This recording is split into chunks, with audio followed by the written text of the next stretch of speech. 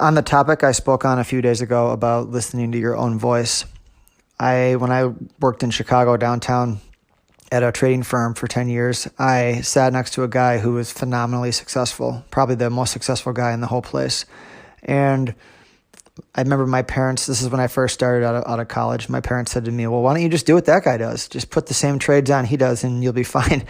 And it sounds so easy to do, to copy somebody else or to copy their strategy, but it doesn't really work that way. There's times when we were day trading at the time, so I'll keep that in mind. But there was times when he would have his biggest long position of the day near the market highs trying to push it through, and then all of a sudden he would be short his biggest position of the day, just like that. And that would be the trade of the week or the trade of the month for him. And if I'm sitting next to him trying to copy him, I can't understand how he switched.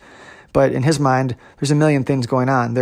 He's testing it for one little push that he thinks he can make, and then he can flip and go the other way. He thinks it's about ready to go down for the day, but then you just squeeze out the last two people who are in the market. There's a million things he could be thinking that I don't understand. There's so much experience that goes into making your own style.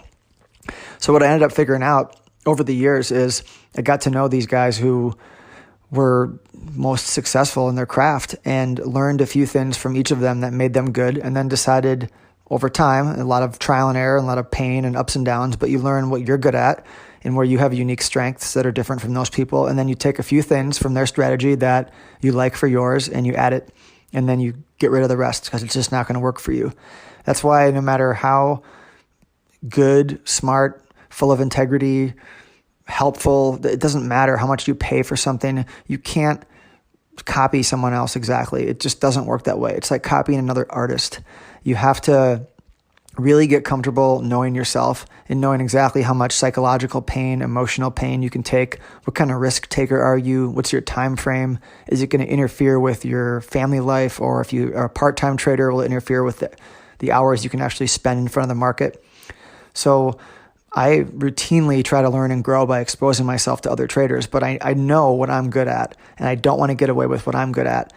I don't want to get away from what I'm good at. But one of the best things I can do and learn from others, and this will never stop, no matter how much money you make or how good you get, you always are learning and growing, and you're always going to have another time where you feel like you cannot make another winning trade. It happens to everybody. But when you're trying to expand yourself, you look at others and others who are successful, ideally, and you eventually get to the point where you know, say they're doing 5 different trades, and you'll know which one or two of those also fits your system, and then you can make it your own and have your own parameters for how to do that trade. They might hold it longer than you. They might hold it shorter than you. The stops might be different. The reasons for entering the same trade might be very different for two people, and that's all okay. And so it's not that you can't learn from others, but you're never going to be exactly the same. And once you kind of get that figured out and really believe that and understand where you're at with it, it's just so much, you feel so much more free. It's easier to move forward. It takes a lot of that stress and anxiety out because no two people are going to be the same that way. And from the outside, people who don't do this, it seems weird to think that because it seems like you should just be able to why don't you just give trade signals to someone, subscribe to a group and someone gives you signals and you pay them a lot of money for their signals and then you make a lot of money and everyone's happy. It doesn't work.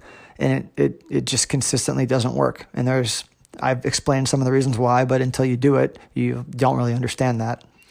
So as I join a few different groups and try to expand myself, I don't want to lose track of what I'm good at, but at the same time, I'm really excited about picking up things from other smart people who have different styles, and I can add a trade here or there that I wouldn't normally do and add a little bit of a new skill set, a new tool. So when you first start, there's just one thing you're trying to do well, maybe one or two things. Maybe you just trade earnings and you buy pullbacks, and then you move on to that's your core strategy, but you also have a second or third strategy you can do without getting confused, and those have their own parameters. And before you know it, you're building up more experience and more things from that whole process. And that's the process that can't be rushed, and that's your 10,000 hours or whatever people want to say. And it's probably a lot longer than that, actually, but it doesn't mean you can't make money before that, but it takes time. And I think understanding yourself, that's why doing all the balancing work, the meditation, the exercise, getting out on walks, all that stuff, going on vacation, becoming more creative, because you think you have to do all these things, and then you take a break and you realize you really know inside of you what you're good at, and you just need to wait for it.